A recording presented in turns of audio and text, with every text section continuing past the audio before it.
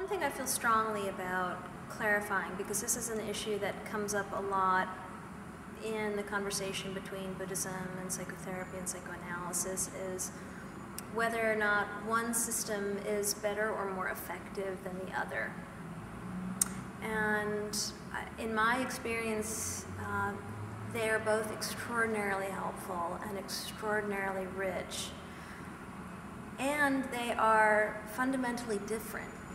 Often there's an expectation that they're either essentially the same, and people you'll hear in spiritual communities and analytic communities suggesting that, although more traditionally in spiritual communities, because there's still strong bias that religion and spirituality is just folly in the analytic world.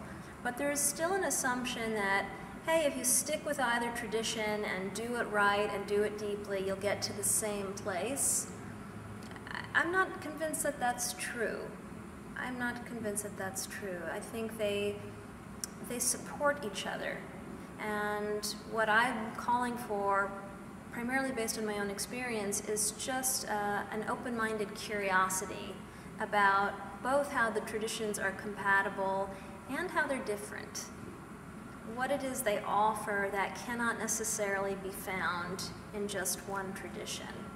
Because I think there's still a strong fear of straying beyond the boundaries of one's chosen tradition and either being disloyal to their teacher or even to their own history. And that's really what I'm calling for, is not to dilute either tradition, not to conflate them, because I have a deep respect for their differences. They have a very different history. They come out of radically different periods of time.